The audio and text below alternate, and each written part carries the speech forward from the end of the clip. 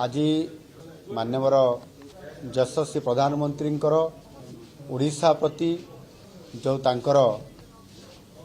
भल पाइबा और सद्भावना आम प्रति अच्छी गत कैबिनेट रे ओडिशा प्रति जो ओडिशार जो दाबी थिला ताकू से पूर्ण प्राण रे ताकू पूरण करिसंती। CRRR capital region ring road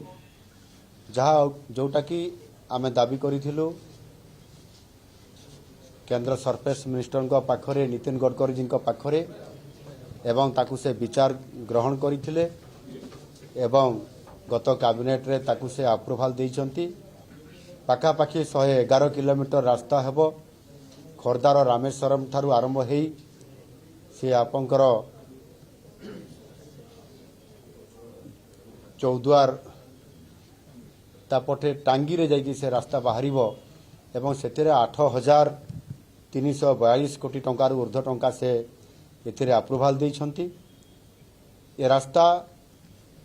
हेबा द्वारा निश्चित भावरे ओडिशार ये गोटे केवल रास्ता विकासर काम केवल एका हेबो नाही एहा सहित मध्य जो खोर्धा भुवनेश्वर कटक चौद्वार एवं बांकी पर्यंत ये अंचल संपूर्ण भावरे भुवनेश्वर रीजनाल अंचल हिसाब रे कैपिटल अंचल हिसाब रे अंतर्भुक्त हो एवं एथिरे जो आमने आउ गोटे इंटरनल रिंग रोड रो प्रस्ताव रखीचु ताहा मध्ये आगामी दिन रे कार्यकारी हेबा पय जाउछि एवं गोठपाटणा पाखरे आमे जो गोटे न्यू सिटी करिया पय जाउछु ताहा हेबा पय ये रिंग रोड हेबा द्वारा रास्ता परिष्कार एवं सुगम हो गला आ यह करबा द्वारा निश्चित भाव आगामी दिन में आईटी क्षेत्र में ओडिशा हब हेबा पय जाउछि सेतिरे टेक्सटाइल सहित अपारेल सहित सॉफ्टवेयर रो समस्त प्रोजेक्ट अधिकांश आम ओडिशा रे हेबा पय ये गोटे रास्ता फिटिगला। गत कैबिनेट रे ये जो 2 दिन पूर्व जो कैबिनेट हेतला ता पूर्व कैबिनेट रे ओडिशा रे 2टी सेमीकंडक्टर प्रोजेक्ट हेबा पय मध्य कैबिनेट रे अप्रूवल हेतिला। भारत वर्ष रे 4टी सेमीकंडक्टर प्रोजेक्ट अप्रूवल जो हेतिला ता भितरे 2टी केवल ओडिशा रे हेतिला। एणु एटा मध्य आम ओडिशा पय बहुत बड़ गोटे गुरुत्वपूर्ण कथा जेहेतु ओडिशा सरकार आईटी क्षेत्र रे आमे सेमीकंडक्टर को आजिर दिन रे जहाँ विश्व रे सबुठारु अधिक डिमांड अच्छी ओडिशा ताकू किभଳି भाव में ओडिशा रे करिया पय जो केंद्र निकट रे दाबी रखिथिला ताहा आज पूरण हेई पारिछि एवं ताहा सहित मध्य गत 3 दिन पूर्व रे जो पोस्को जो ओडिशा को आसीथिला इंडस्ट्री करिया पय एवं किछि कारणवशतः से बैक करी जाइथिला एवं चलित वर्ष एबे पुणी आउ थरे इंडिया को से आसिला एवं इंडिया को आसिला परे से पोस्को ओडिशा को आसिला एवं ओडिशा को आसी आज ओडिशा रे शिल्प को वृद्धि करिबा पय एवं से सूचित करिदेला पोस्को आसीबा द्वारा जे भारत वर्ष रे ओडिशा होउची इंडस्ट्री करिया पय सबुठारु उपयुक्त स्थान एठी खणी अछि एठी मैन पावर अच्छी पोर्ट अच्छी इंफ्रास्ट्रक्चर अच्छी एवं एठी जमी अच्छी ये समस्त कथा को प्रमाणित करदेला आउ गोटे आधार रे जे ओडिशा एक संभावनार राज्य एवं शिल्पायन करिया पय सबुठारु भारत वर्षर प्रकृष्ट स्थान आ से दृष्टिकोण आज ओडिशा सरकार मान्यवर मंत्री परिषद सदस्यगण मान्यवर विधायकगण से माने आज मान्यवर यशस्वी प्रधानमंत्री नरेंद्र मोदी जी को एवं ओडिशार मुख्यमंत्री को धन्यवाद देवाई आज ये कार्यक्रम से रखिथिले। निश्चित भाव में एथिरे माननीय प्रधानमंत्री को जी को मध्य मु धन्यवाद देवी तांकर प्रत्यक्ष भाव में सी सेठी जो JSW सहित पोस्कोर ये जॉइंट वेंचर रे जो केन्दुझर पाटना रे जो आपंकर मेगा स्टील प्लांट हेबा पय जाउछि सेथिरे 50,000 कोटी टंका इन्वेस्ट करने खर्च करने जो प्रस्ताव मुझे से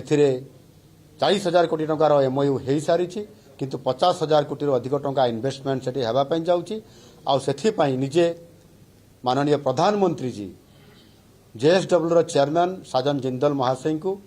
से बधई देइछंती जे साजन जिंदल सी प्रथम इनवाइट करथिले एवं भरोसा देइथिले एवं माननीय प्रधानमंत्री जी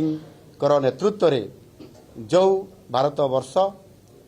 एक विकसित भारत होगापाई जाऊँगी से भरोसा देकरी से इंडिया को आनिबा पई जो प्रस्ताव देइथिले से ता संभव हो पारिछि एवं मोदी जी निजे साजन जिंदल को मध्य बधई देइथिले एवं से आहुरी मध्य कहिथिले साजन जिंदल को जे आपण जो पोस्को को आपण आनिले इंडिया को एवं आपण नेइकरी जाउछंती ओडिसा को एवं ओडिसा रे जो मानव